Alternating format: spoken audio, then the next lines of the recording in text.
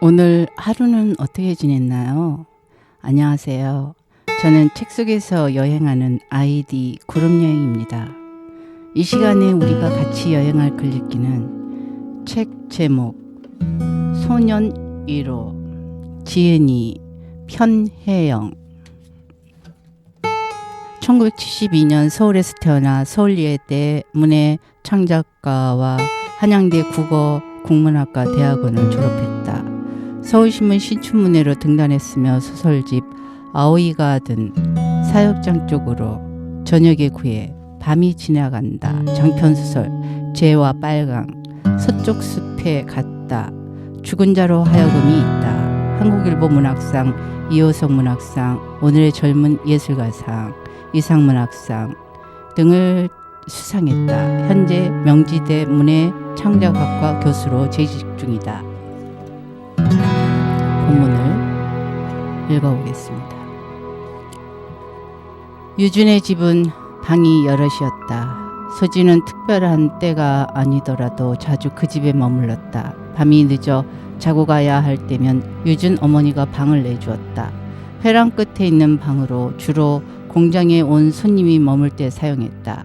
유준은 소진과 함께 방을 쓰기 원했고 그럴 만큼 방은 충분히 넓었으나 부모의 허락을 받지 못했다. 유준은 겁이 많고 고지식했다. 예민하고 까다로운 부모의 뜻대로 집안에서만 놀아도 불평하지 않았다. 유준 어머니는 일상생활에서 지키는 원칙이 많은 사람이었다. 현관에 들어서기 전에 발을 굴려 신발을 턴다거나 아침에 일어나면 미지근한 물을 한 잔 마셔야 한다는 식이었다. 잠자리와 식사에서도 몇 가지 원칙이 있었다. 그다지 까다로운 것은 아니었다. 정해진 곳에서 자야 한다는 것, 식사 중에 물을 마시지 않고 음식을 씹으면서 말을 하지 않는다는 정도였다. 그런 것이라면 소진의 부모도 간혹 지시했다. 그러나 유준 어머니가 엄중한 표정으로 되풀이해서 말하는 데 비해 수진의 아버지는 잠은 어디서 자나 마찬가지고 밥은 한 끼 때우면 그만이라고 생각하는 쪽이어서 내키는 대로 굴었다. 유준 어머니는 작고 삐쩍 마른 체구였다. 의자에 앉을 때에도 늘 허리를 고추 세웠다. 편한 자리에서조차 허리를 구부려 앉는 법이 없었다. 집에 있을 때면 소파에 꼿꼿이 앉아 책을 읽었다. 유준과 소진은 방해가 되지 않도록 방에 틀어박혀서도 목소리를 낮춰야 했다. 유준 아버지는 셔츠를 풀어젖히고 복수가 차서 불룩해진 배를 내놓고 얼굴이 벌겋게 달아올라 가쁜 숨을 내쉬었다. 근처에만 가도 약냄새가 났다. 가루를 털어 넣어야 하는 약과 개수 많은 알약을 소파에 비스듬히 누워서 먹느라 그런 것 같았다.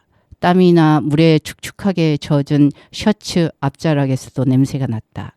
그는 그런 것에 개의치 않았다. 불쾌한 냄새를 맡은 것은 자신이 아니라 다른 사람이니까.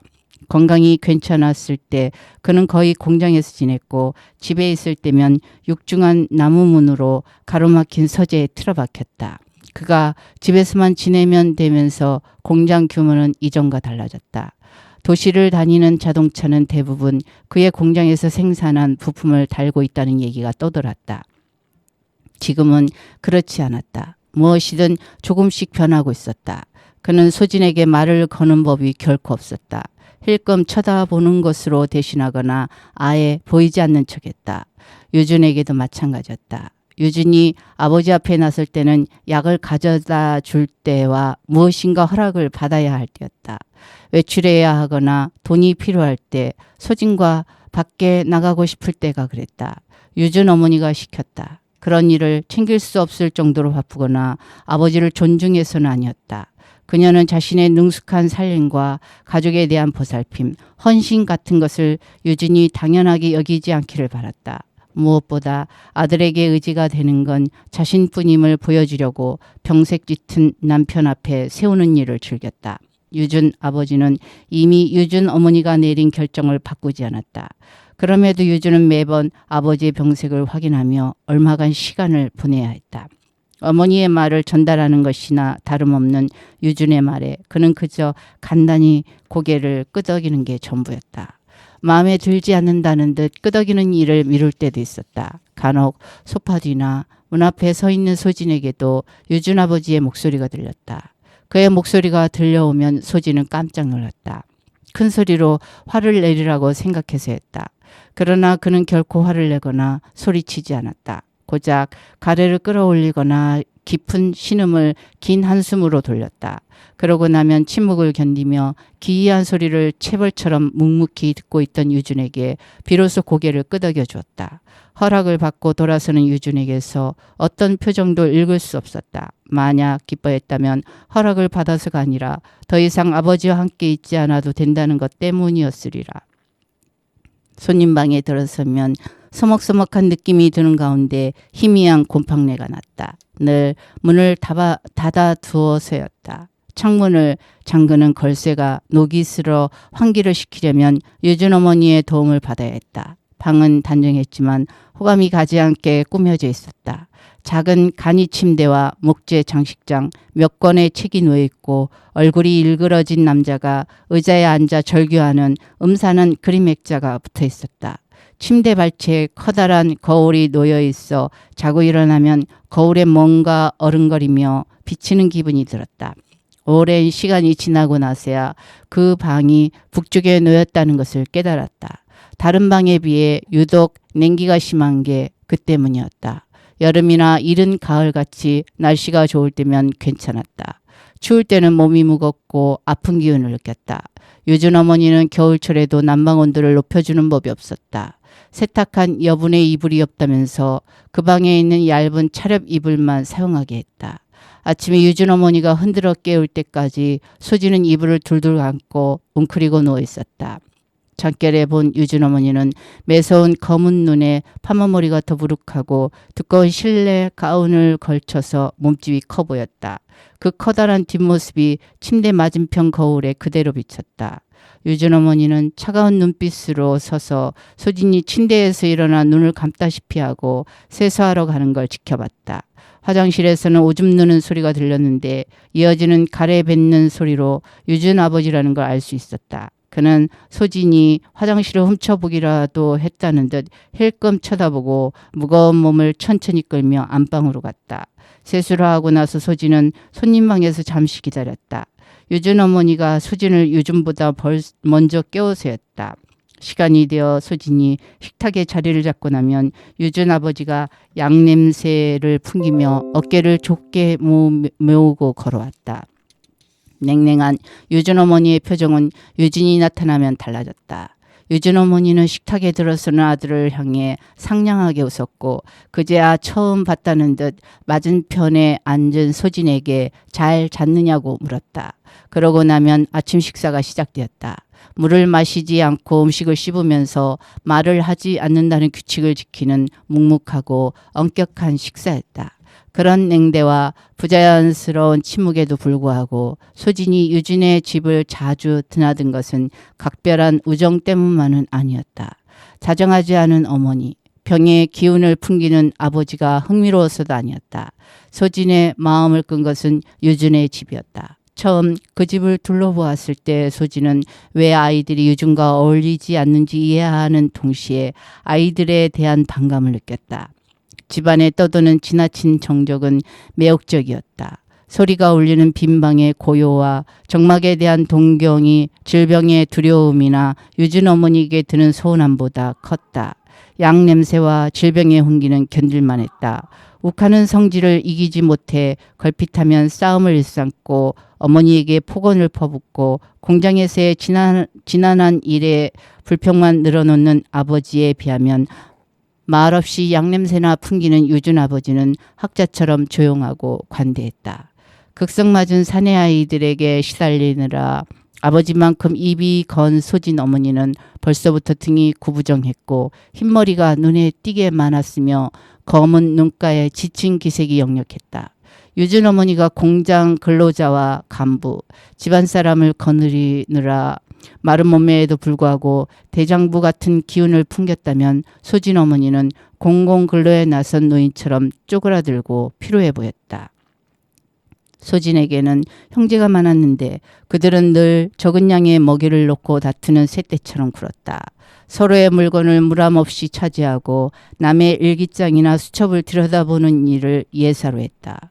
소진은 그들로부터 떨어져 있기를 원했고 그런 점에서 유준의 집이 제격이었다. 유준은 거의 집에 틀어박혀 지냈다. 까다롭고 금지가 많은 어머니 때문이기도 했지만 어울릴 친구가 없어서이기도 했다. 아이들 중에는 부모가 유준네 공장에 다니는 집이 많았다. 그 상황을 유준이 가장 의식한다는 게 늘 문제가 되었다. 유준은 형편이 좋지 않은 친구를 지나치게 배려했고 그렇게 해야 하는 피로감을 숨기지 않았다. 아이들은 난이꼽기 여겼지만 소진에게는 별 문제가 되지 않았다. 아이들이 유준을 자동차 새끼, 소진을 깜빡이 새끼라고 부르는 것도 개의치 않았다. 그럴수록 유준은 소진에게 의지했다. 유준의 환심을 사려고 애쓰지 않아도 된다는 건 행운이었다. 유준은 소진이 자신의 집을 사이 나쁜 형제를 피할 곳으로 삼았다는 걸 몰랐다. 소진이 혼자 방이 많은 크고 조용한 집을 차지할 때도 있었다. 그런 일은 어쩌다 유준 아버지가 입원해야 생겼다. 일하는 아주머니가 외출하고 없으면 유준이 어머니의 옷이나 작은 가방, 종이봉투 같은 것을 챙겨 공장에 급히 심부름을 가기도 했다. 유준은 소진에게 자신이 올 때까지 기다리라고 했고 소진은 마지못한 듯 응했다. 거실의 넓은 창으로 햇빛이 넉넉히 들이쳤는데 마룻바닥에서는 냉기와 온기가 번갈아 느껴졌다. 소진은 삐걱거리는 바닥의 불안한 음색 속에서 두 가지 기운을 품은 텅 빈 구석으로 천천히 걸음을 내디뎠다. 거실을 중심으로 자잘한 무늬의 벽지가 발리고 장식이 화려한 가구가 놓인 유준 어머니의 방, 책이 꽂힌 순서를 외울 수 있을 유준의 방, 병의 기운과 텁텁한 흥기가 느껴지는 유준 아버지 방의 옷방이 배치되어 있었다. 옷방을 지나면 회랑이 나왔다. 뒤늦게 이어붙인 별채를 연결하는 것으로 그 끝에 서재와 손님방이 있었다. 벽에 아무것도 걸리지 않은 회랑 쪽으로 가면 내딛는 걸음마다 햇빛이 줄어들었다. 차츰 땅속으로 들어가는 듯한 기분 속에서 소진은 서재의 문을 열었다. 그 방에 꽂힌 책들, 책 뒤편에 숨겨진 노트, 책상 위에 놓인 정서된 서류, 시기가 오래된 두꺼운 장부, 아무것도 들어있지 않은 휴지통, 공장을 순찰하며 찍은 사진, 내용을 짐작할 수 없는 휘갈긴 메모를 소진은 오래 들여다보았다. 누군가 나타나지 않을까 하는 불안 속에서 커다란 가죽 의자에 앉아 책상에 놓인 만년필을 가끔 손에 쥐어보기도 했다. 문 밖의 소리에 귀를 기울이며 유려하고 길쭉한 유준 아버지의 글씨를 허공에 흉내냈다. 책상 서랍에 든 물건들은 일일이 꺼내보았다. 맨 왼쪽 서랍에는 인쇄가 흐릿해진 비행기표와 먼 곳의 호텔 숙박 영수증, 아무것도 씌어져 있지 않은 엽서, 한자로 되어 이름과 소속을 읽을 수 없는 명함, 전원이 꺼진 녹음기와 모양이 다른 전자제품 충전기가 뒤섞여 있었다. 겉으로는 무질서해 보이나 어떤 순서에 따라 정리되어 있을 것이라 생각해 다시 넣어둘 때면 매번 고심해야 했다. 그 물건들을 만지작거리고 있으면 거실이나 회랑 쪽에서 나무로 된 마룻바닥이 지그시 눌리는 소리가 들려오는 듯했다. 소진은 만지던 물건에서 손을 떼고 얼른 문 뒤쪽 벽에 기댔다. 빈집이라는 사실도 몸을 숨길 만한 곳이 없다는 불안감을 누그러뜨리는 데에는 별 도움이 되지 않았다. 얼마간 소리가 들리지 않으면 책상 가운데 서랍에 손을 댔다. 서랍은 늘 굳게 잠겨져 있었다. 그런 줄 알면서도 매번 단단히 잠긴 서랍을 흔들어 보았다. 소진이 흔들면 서랍에 든 것이 덩달아 조금 움직였다. 그것은 오직 유진의 아버지만이 소도시에서 몇 개 안 되는 공장을 운영하고 커다란 집을 건사하는 사람만이 가질 수 있는 비밀스러운 공간이었다. 모든 일이 끝나면 소진은 재빨리 유진의 방으로 돌아왔다. 심장이 뛰는 가운데 서랍에 든 것이 무엇일지 상상했다. 거기에는 소진이 형제들에게 들키거나 빼앗기기 싫어 가방에 늘 가지고 다니는 일기장이나 선물로 받은 열쇠고리, 싸구려 천지각 같은 것과는 영 다른 물건이 들어있을 터였다. 소진이 짐작하거나 상상할 수 없는 것이 유준이 13번째 생일이 지난 며칠 뒤 거실 쪽에서 쿵 하는 소리가 났다. 유준 방에 홀로 있던 소진은 몹시 놀랐다. 엉겁결에 컴퓨터 전원을 껐다. 유준이 와이스라 이르고는 현관 비밀번호를 알려주었지만 몰래 들어온 기분이었다. 아무런 기척이 없었다. 곧 방으로 오지 않는 걸 보니 유준은 아닌 모양이었다. 유준 어머니 같았다. 그것 말고 다른 생각은 들지 않았다. 공장에서 가지고 온 기계를 마루에 내려놓거나 무겁고 덩치 큰 살림살이를 들여놓는 소리였을 것이다. 소진은 방에서 꼼짝하지 않았다.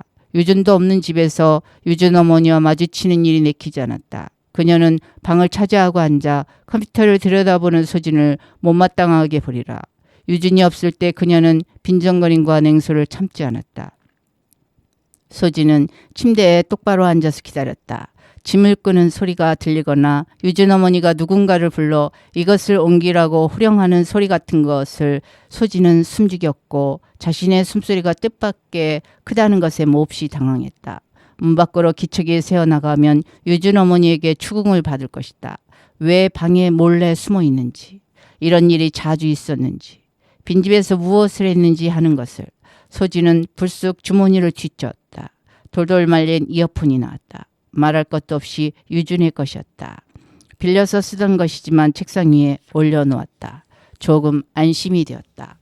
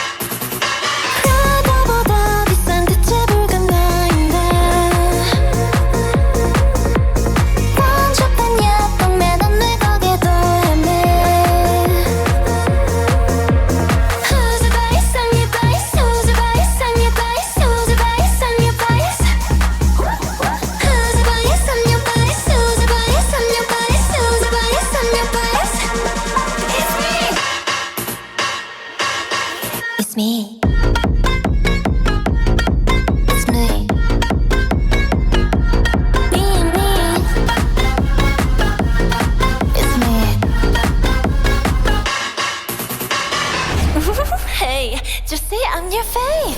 I kill my hilarious, so my. 수수한 건 let your why. This 사랑 ain't no joke, can. 답답한 납치 post me on your gram. 술 잠깐 파는 커플은 내 실내들이 화요일이 학교 대자보에 headline. Who's your vice? I'm your vice. Who's your vice? I'm your vice. Who's your vice? I'm your vice. Who's your vice? I'm your vice. Who's your vice? I'm your vice. Who's your vice? I'm your vice. It's me.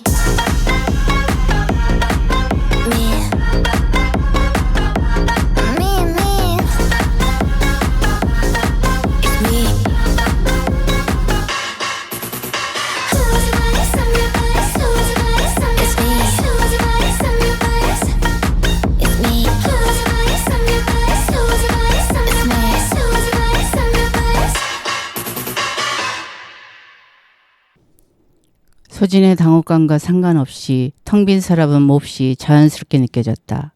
서재의 물건들 역시 아직은 제자리에 있지만 곧 그렇게 될 것처럼 보였다. 소진은 제 물건을 도둑 맞은 것처럼 화가 났다. 왜 그런 기분이 드는지 생각할 겨를도 없이 서재문이 열렸다. 유준이었다. 노인에게서 풀려난 유준은 소진을 찾아 손님방으로 갔을 것이고 거기에 없자 서재로 와보았을 터였다. 유준은 잠시 멈춰 있다가 천천히 책상 앞으로 다가왔다. 소진은 자신을 향해 걸어오는 유준의 얼굴을 똑바로 보았다. 소진은 유준에게도 화가 났고 그러는데 당황해서 뭐든 변명할 시간을 놓쳤다.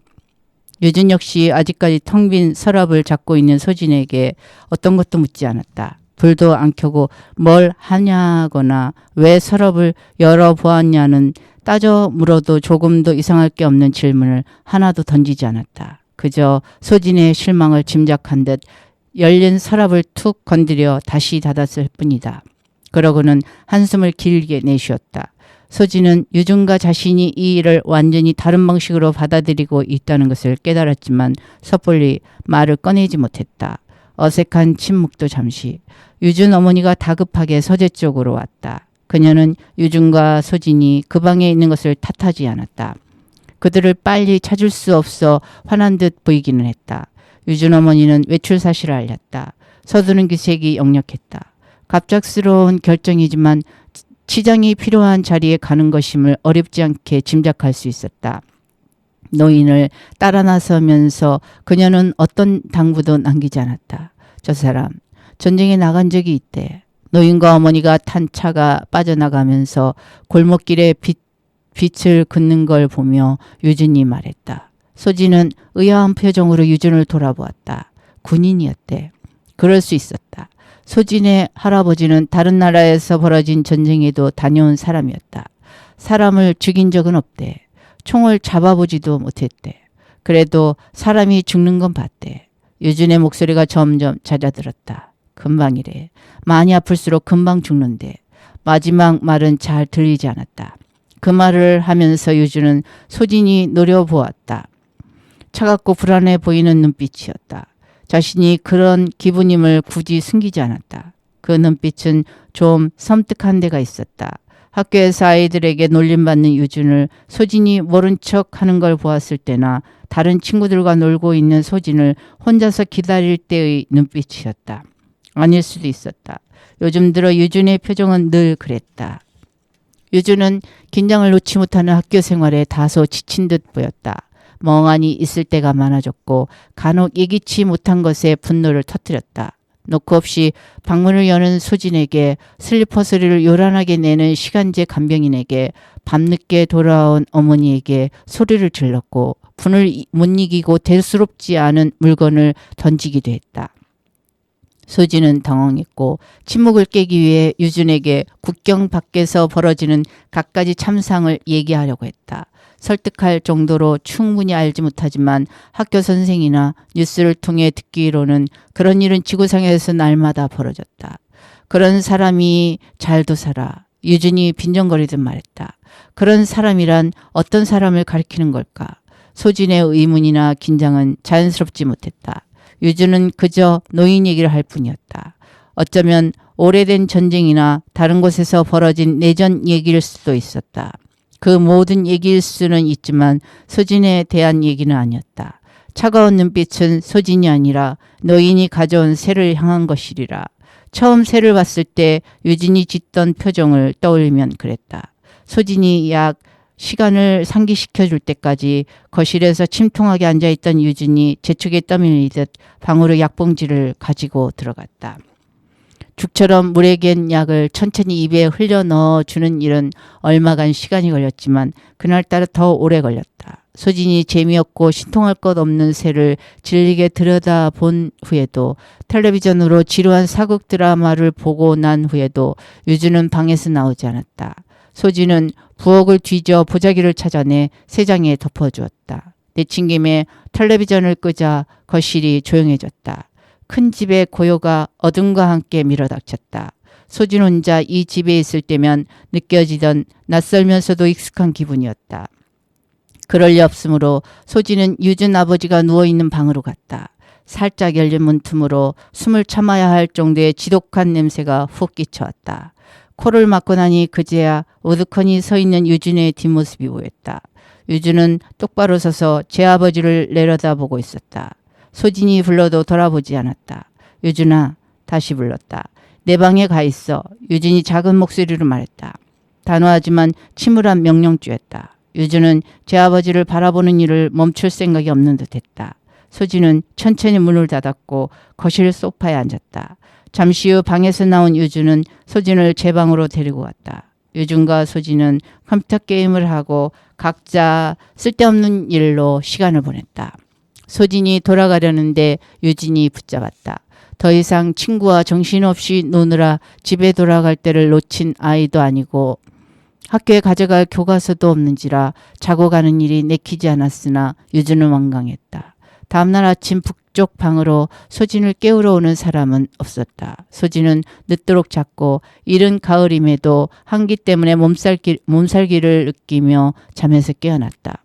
어리둥절한 채로 주위를 둘러보다 블라인드 사이로 비치는 햇볕의 온기가 낯설게 느껴져서 이미 지각했다는 것을 깨달았다. 더불어 집안이 지독히 조용하다는 것, 소진을 깨우러 오는 유준 어머니의 퀭한 눈빛이 없다는 것이 마음에 걸렸다. 소진은 천천히 북쪽 방에서 걸어 나왔고 직감적으로 집안에 자신 말고는 아무도 없다는 것을 깨달았다. 유진이 자신을 두고 학교에 가버렸다는 생각에 소진은 몹시 화가 났다. 밤늦게 돌아온 유준 어머니는 소진이 있는 걸 몰랐을 수도 있었다.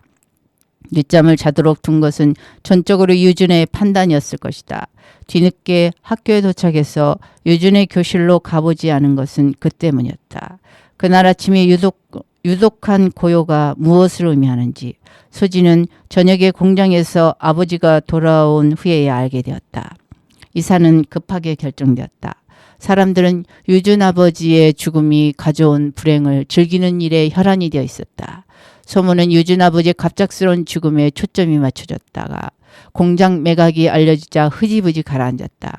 공장 매각은 초기에는 비밀스럽게 진행되었지만 성사될 즈음에는 이미 알만한 사람들에게 죄다 퍼졌다. 엄청난 돈을 남겼다는 소문과 달리 세금을 제하면 푼돈만 남았다. 합법적인 절차를 거친 것이어서 유준 어머니가 공장을 인수한 노인에게 법적인 책임을 물을 수 없다고 했다. 노인은 그 일에 모든 대비를 해두었으며 유준 어머니의 어리석은 처신에 함께 분노하는 사람은 아무도 없었다. 소진이 보러 갔을 때 유준은 힘을 주어 새를 감싸쥐고 있었다. 유준의 얼굴이 몹시 붉었고 힘을 준 손에는 핏줄이 두드러져 있었다. 소진이 깜짝 놀라자 유준이 마지못해 힘을 풀었다. 그러고는 자신과 상관없이 새는 이미 죽어 있었다는 걸 보여주려는 듯 소진에게 새를 내밀었다. 공장 매각을 두고 노인이 부린 술수가 드러난 후로 새에게 먹이나 물을 주는 사람은 아무도 없었을 것이다. 만져봐. 유준이 말했다. 소진은 고개를 저었다. 유준은 포기하지 않았고 소진은 할 수 없이 내키지 않는 손을 가져다 댔다. 새는 조금의 온기도 없었다. 죽은 지 꽤 지난 모양이었다. 소진의 충고대로 유준은 죽은 새를 쓰레기통에 버리지 않고 마당의 나무 밑에 묻기로 했다. 봉분을 만드는 대신 돌멩이를 하나 올려놓았다. 그런 후에는 유준의 바람대로 돌멩이를 향해 나란히 섰다. 다음에도 새로 태어나라. 유준이 중얼거렸다. 축복의 말인지 아닌지 알 수 없었다. 소진은 아무것도 빌지 않고 그저 유준을 쳐다보았다. 얼마 전 장례식 때도 그랬다. 식이 진행되는 동안 울지 않는 유준을 뒤쪽에서 바라보았다. 사람들이 많지 않아서 방해받지 않고 볼 수 있었다. 유준은 울음을 꾹 참고 있는 것 같았다. 일부러 그런 표정을 짓는 것도 같았다. 이제 그 집에는 가지 마라. 모든 게 끝난 후 아버지가 소진에게 말했다. 재수는 없는 거야. 덧붙이기도 했다. 소진은 대꾸하지 않았다. 유준이 아버지의 죽음에 큰 충격을 받았다는 것이 느껴졌다. 말이 없어졌고 자주 손에 힘을 주었고 울지 않아도 눈이 붉어졌다. 유준은 죽은 아버지에 대해 딱 한 번 지나가듯 말했다. 아버지가 죽을 수 있는 사람이라 놀랐다는 얘기는 아니었다. 죽은 아버지가 남긴 성분이 불분명한 죄에 관한 얘기였다. 유준은 어머니의 권유로 장갑을 낀 채 죄가 된 아버지를 한 줌 쥐었다. 장갑은 하였는데 누렇고 입자가 굵은 죄는 좀처럼 바람에 날아가지 않았다. 장갑에 묻어 떨어지지 않는 죄 때문에 유준은 무척 애를 먹었다. 죄가 묻은 장갑을 유준 어머니는 유품을 태우는 불길에 던져 넣었다. 불길이 아버지의 물건을 거의 다 태웠다고 유준이 말했다. 이사 전날 유준과 소진은 곧 옛집이 될 커다란 집을 둘러봤다. 아직까지 냄새가 빠지지 않은 방과 물건으로 가득 찬 방들, 커다란 소파가 있는 거실과 6인용 식탁이 놓인 부엌, 소진이 자던 손님방과 유준 아버지의 서재까지. 집을 둘러본 후에 유준은 나무로 갔다. 말없이 발로 땅을 툭툭 쳤다. 한 번 팠다가 되묻은 적이 있는 흙은 쉽게 바스러졌다. 소진이 잠자코 서 있는 게 못마땅하다는 듯 유주는 아예 쭈그려 앉아 돌멩이를 치우고 손으로 땅을 파헤쳤다. 깊이 팠다. 거기에는 새의 깃털이나 가느다란 뼈, 썩어가는 몸뚱이 같은 게 하나도 남아있지 않았다. 새를 묻은 곳을 잘못 기억하거나 그럴 만한 시간이 지나서는 아니었다. 뭔가 잘못된 것 같았다. 유주는 아무것도 없다는 사실에 화를 내며 인근의 땅을 더 파헤쳤다. 새를 묻을 때 깊게, 넓게, 깨끗해. 아무것도 없어. 기진맥진할 정도로 주변을 헤집고 나서 유진이 말했다. 이런 것이로구나. 유진이 덧붙였다. 소진은 그게 무슨 뜻이냐고 되묻지 않았다. 자신의 둔감함을 유진이 눈치채지 못하기만을 바랐다. 유진은 새와 달리 아버지는 어쩌자고 그렇게 끈끈한 가루가 되었는지 모르겠다고 중얼거렸고 농담이라는 듯 피식 웃었다. 비밀이야. 유진이 땅을 다져 넣으며 말했다. 소진이 고개를 끄덕였다. 아버지에 대한 농담이 비밀인지 죽은 새가 감쪽같이 사라진 게 비밀인지 알 수 없는 채로 그것은 그들이 함께 가진 첫 번째 비밀이었다. 마지막이기도 하다는 걸 당시에는 알 수 없었다. 그날 밤 소진은 유진의 집에서 잤다. 언제나와 마찬가지로 북쪽방에서 했다. 깊이 잠들지 못했다. 이 집에는 소진만 아는 것들이 있었다. 유난히 삐걱거리는 마루장, 텅 빈 회랑벽에 몰래 해놓은 의미 없는 낙서, 손님방 이불에 까슬거리는 감초, 창으로 스며드는 달빛의 방해를 받으면서 그런 생각들로 자주 뒤척였다. 까무룩 잠이 들었는데 조심스럽게 문이 열리는 소리가 들렸다. 어디에도 불이 켜지지 않아 어두운 복도의 공기가 스며들었다. 창밖으로 희미한 불빛이 비치는 가운데 누군가 소리 없이 침대 곁으로 다가왔다. 그 사람은 가만히 서서 침대에 누워있는 소진을 들여다봤다. 소진은 눈을 뜨지 않았다. 소리가 들릴까봐 침도 삼키지 않았다. 어떠한 것도 보이지 않고 아무 소리도 들리지 않았다.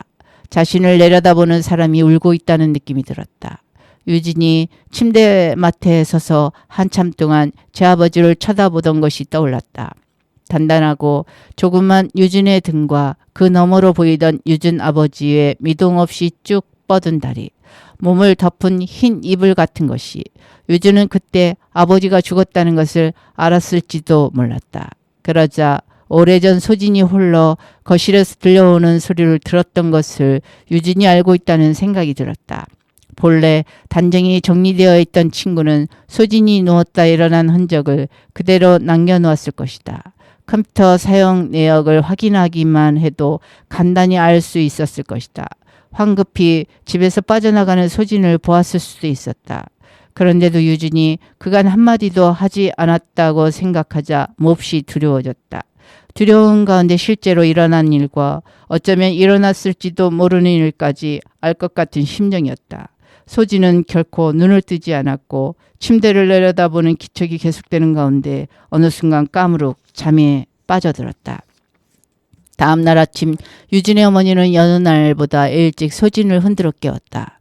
유진 어머니의 뒷모습을 비추는 거울은 이미 치워지고 없었다. 이삿짐이 커다란 2대의 트럭 위에 나뉘어 실리고 있었다. 소진은 취에 떨며 그것을 지켜보느라 유진에게 아무것도 물어보지 못했다.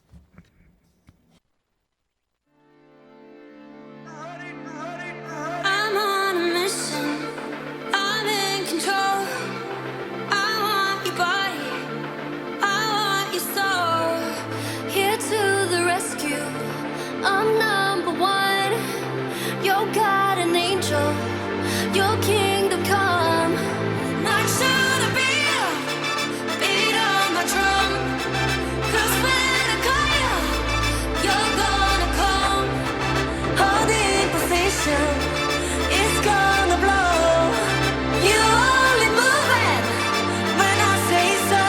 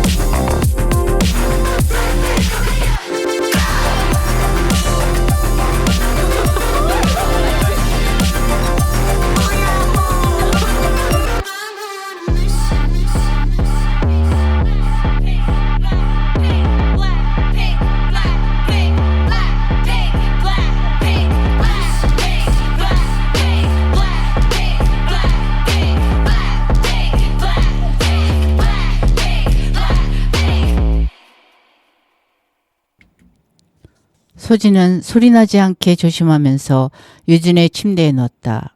불시에 방문이 열리는 것에 대비하는데 이보다 좋은 방법은 없는 것 같았다. 눈을 감고 긴장을 억누르며 문 밖의 소리에 귀를 기울였다. 유진이라면 사정을 설명할 필요도 없으련만 유진은 나타나지 않았다. 시간이 지났다. 얼마나 흐른 것일까. 조용했다. 문 밖에서는 아무 소리도 들리지 않았다. 유진 어머니가 낸 소리가 아님을 짐작할 수 있을 정도로 시간이 흘렀다. 소진은 침대에서 일어나 살그머니 방문을 열었다. 집안은 조용했다. 누군가 있다는 게 느껴지지 않았다. 조금 더 걸어 나갔다. 이 집의 물건을 하나도 지니지 않았다는 생각으로 용기를 냈다. 거대한 물수가 전진하는 모양으로 배치된 소파 옆에서 그것을 보았다. 그것은 바닥에 누워 잔뜩 부푼 배를 내밀고 꼼짝도 하지 않고 있었다. 쓰러지면서 앞자락이 젖은 옷이 들려 배가 거의 드러나 있었다. 살이 부풀 대로 부풀어 투명해진 피부 탓에 파란 혈관이 다 보였다. 유준 아버지였다. 그는 눈을 꼭 감고 있었다. 죽은 건 아니었다. 희미하게 오르락 내리락 하는 둥근 배가 그것을 넣어줬다.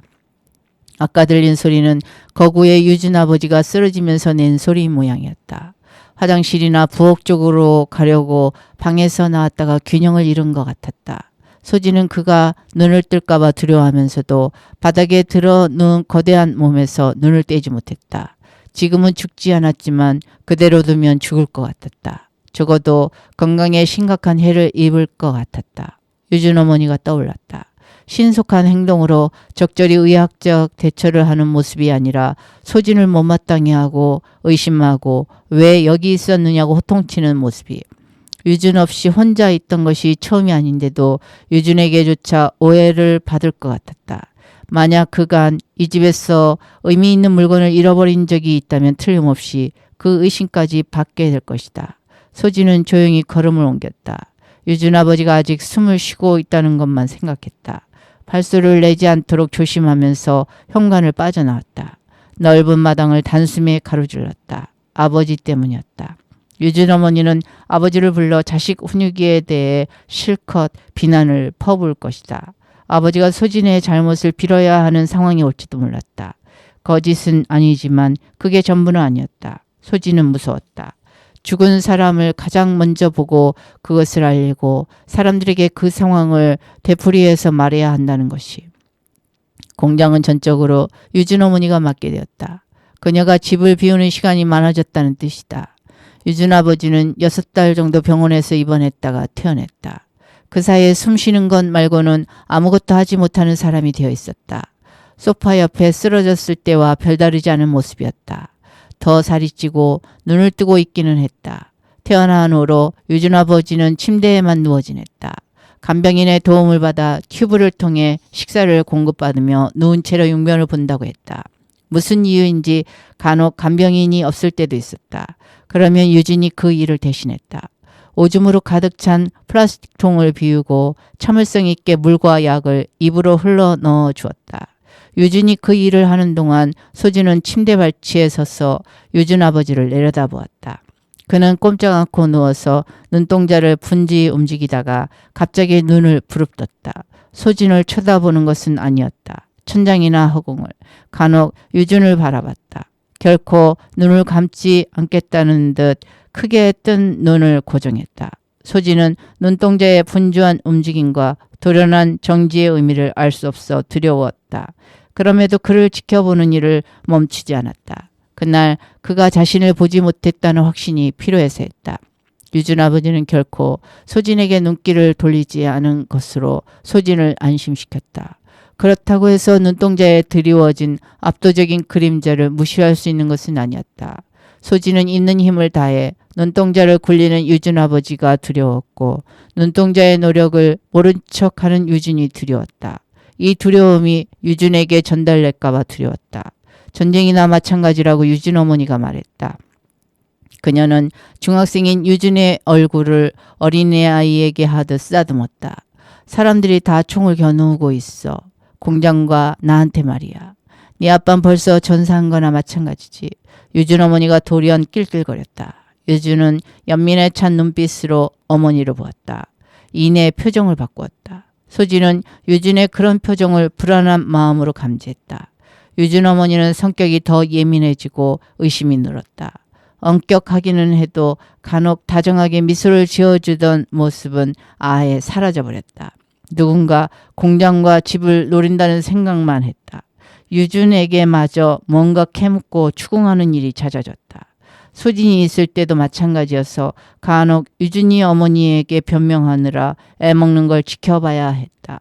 유준은 하도 쩔쩔매는 통에 사실을 얘기할 때조차 거짓말을 하고 있다는 오해를 샀고 소진이 보기에도 거짓말처럼 느껴졌다. 사소한 유준의 핑계나 변명도 그냥 넘어가지 못할 정도로 유준 어머니는 사람들의 속임수에 시달리는 모양이었다. 소진은 부모가 나누는 대화에서 유준 어머니가 경영을 맡게 되면서 공장에 불만을 가진 사람이 늘었다는 걸 알았다. 아버지 역시 유준 어머니의 처신이 이전만 못하다고 불평했다. 유준 아버지는 직원들에게 애정이 있었고 필요한 것이면 뭐든 마련해 주려고 노력해왔는데 유준 어머니는 직원들이 관대함을 바란다는 것을 모른 척한다고 비난했다.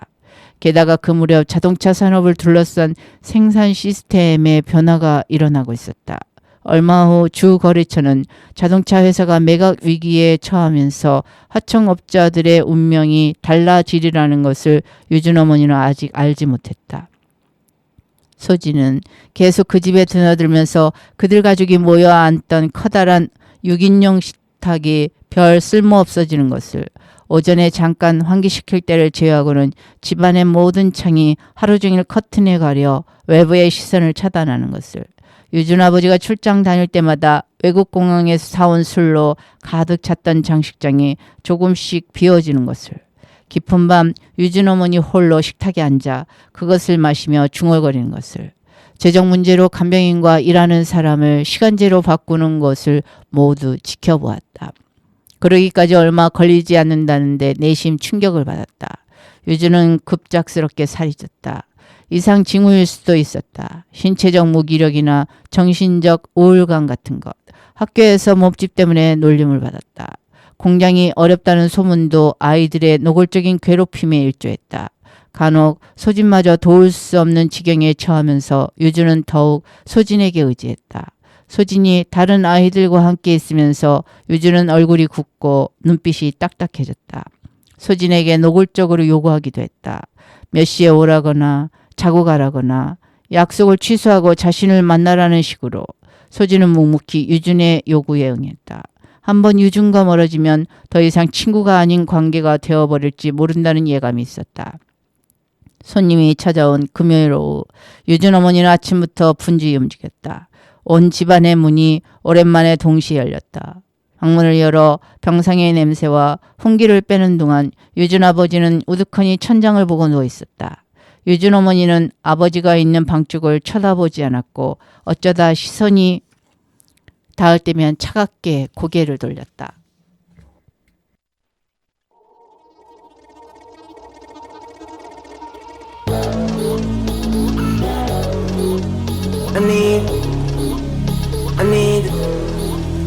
I need. What you need, Twan? I need. What you need? I need the whole steady in the trunk. Put your phone down, let's get on the front. I got my eyes on the row in the front. The vibe is high, feet big blunt. The vibe is high, let the builder. Big deal from everywhere to Korea. 총칼기보다 좀 길어. 흰수는 짧아진 건 비워. You speaking in real life. 말 치면 따져 내려나게 하지 마. 좀 더 가까이 와 skin to skin. I need somebody to body all of your body beside me. 자릿하게 손에 손 너와 나 we on and on. Yeah, sunrise baby don't go home. Somebody like you, Somebody like you. Oh, somebody like you. Somebody like you. Somebody like. Everybody like you.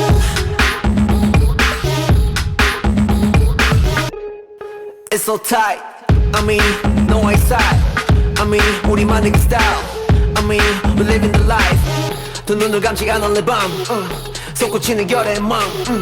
Be a body, be a body, be a body. You couldn't see a body, or you read about it. I need somebody to body all of your body beside me. 천천히 더 계속해서 너나 위험해 넌 yeah. Sunlight boy don't go. Somebody like you, eh. Somebody like you, oh. Somebody like you, eh. Somebody like you, somebody like everybody like you, eh. Somebody like you, oh. Somebody like you, eh. Somebody like you, somebody like everybody like you.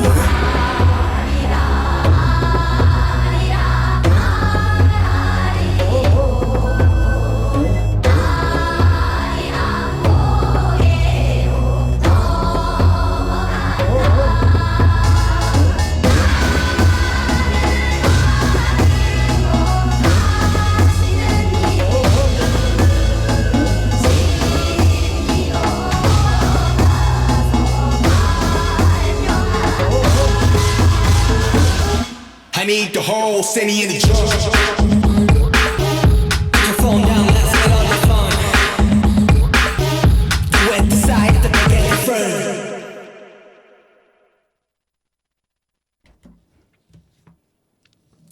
책 제목 소년 1호 지은이 편혜영. 오늘의 글읽기 여행은 어땠나요? 다른 날에 또 다른 구름 여행을 기대하며 이제 몽글몽글 뭉게구름에서 내려오겠습니다. 저는 부캐릭터 구름 여행이었습니다.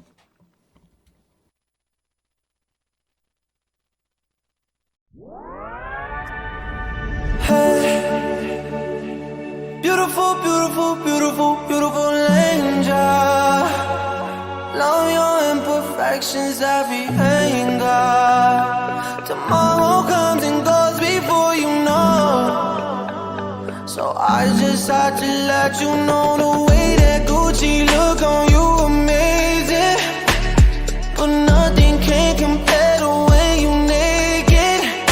Now we're backward into many, got you faded. Saying you the one for me, I need to face it. Started when we were younger. Swear to God that I loved her. Sorry that your mom found out. Guess that we just really had the thunder. Ain't nobody else that I be under. Beautiful, beautiful life right now. Beautiful, beautiful night right now. No, no, no. Hey. Beautiful, beautiful, beautiful, beautiful angel. Love your imperfections, every anger. Tomorrow comes and goes before you know. So I just had to let you know. Oh my God, where did the time go? I wish the hours would go slow. How is it 6 a.m.? Your touch is heaven sent. Beautiful, beautiful sight right now. Beautiful, beautiful life right now. Got the angels saying ooh ah right now, like ooh ah. And this is why we got to touch. Sometimes the words are not enough. Finally a golden kiss, honey dripping from your lips. I thank God in my lucky stars, darling. Don't you know what you are? Yeah, baby, you are. Yeah, baby. Beautiful, beautiful, beautiful, beautiful angel. Love your imperfections, every anger. Tomorrow comes and goes before you know. I just had to let you know the way that Gucci look on you amazing. And nothing can compare the way you naked. Tomorrow comes and goes before you know. So I just had to let you know. I just had to let you know. Swear to God, you're beautiful. Yeah.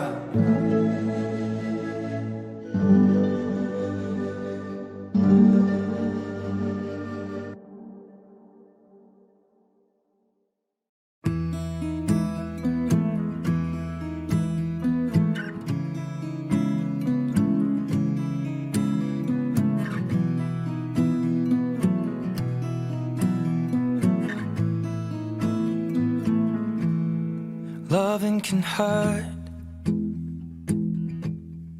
Loving can hurt sometimes, but it's the only thing that I know. When it gets hard, you know it can get hard sometimes. It is the only thing that makes us feel alive. We keep this love in a photograph. We make these memories for ourselves, where our eyes are never closing, our hearts are never broken, and time's forever frozen still. So you can keep me inside the pocket of your ripped jeans, holding me closer till our eyes meet. You won't ever be alone. Wait for me to come home. Loving can heal. Loving can mend your soul. And it's the only thing that I know. I swear it will get easier. Remember that with every piece of you. And it's the only thing we take with us when we die.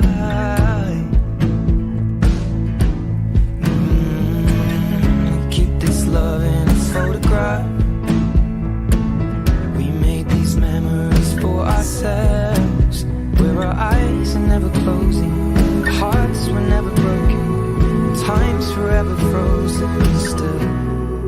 So you can keep me inside the pocket of your ripped jeans, holding me closer till our eyes meet. You won't ever be alone. And if you hurt me, that's okay, baby. Only once, please. Inside these pages, you just hold me. I won't ever let you go. Wait for me to come home. Wait for me to come home. Wait for me to come home. Wait for me to come home. Oh, you can fit me inside the necklace you got when you were 16, next to your heartbeat where I should be. Keep it deep within your soul. And if you hurt me, well, that's okay, baby. Only once, please. Inside these pages, you just hold me. I won't ever let you go.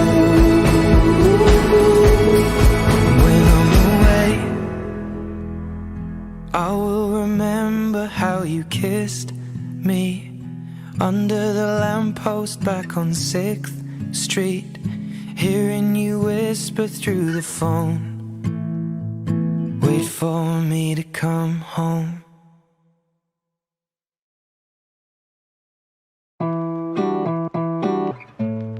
It's my baby, it's my love.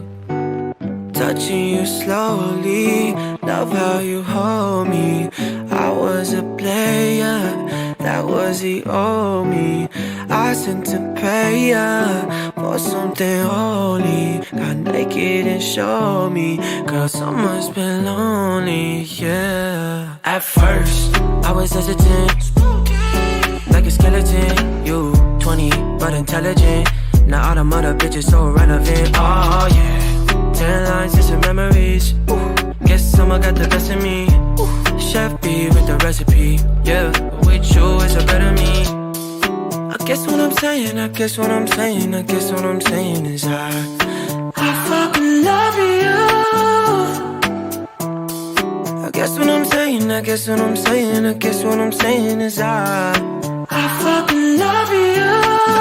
Oh yeah.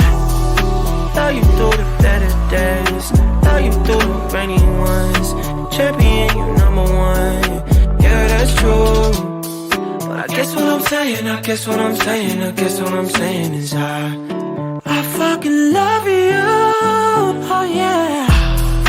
Yes, I do. Chillin' top floor with a penthouse view. But that don't mean a thing unless I'm next to you. Cause money just money, let's just spend it on you. Next to me, when I'm with you, you bring out the best in me. God made you a twin, but you the one I see. But shout out to Alicia, that's my baby.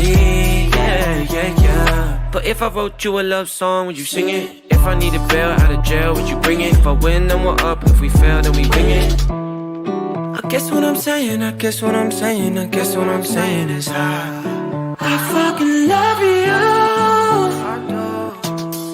I guess what I'm saying, I guess what I'm saying, I guess what I'm saying is I fucking love you. I do. Love you through the better days, love you through the rainy ones. Champion, number one. Yeah, that's true. But I guess what I'm saying, I guess what I'm saying, I guess what I'm saying is I fucking love you. Oh yeah. That's my baby, yeah. My baby, my baby, yeah. That's my baby, yeah.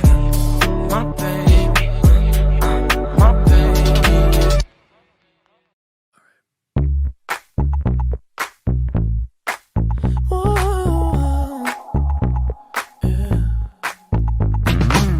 I'll admit I was wrong. What else can I say, girl? Can't you play my head and not my heart? I was drunk, I was gone. That don't make it right, but promise there were no feelings involved. She said, boy, tell me honestly, was it real or just for show? Yeah.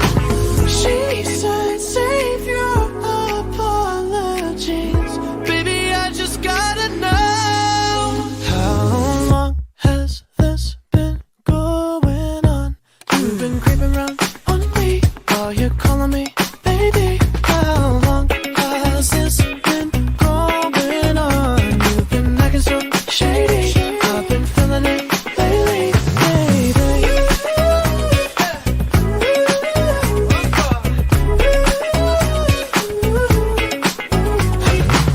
I'll admit it's my fault, but you gotta believe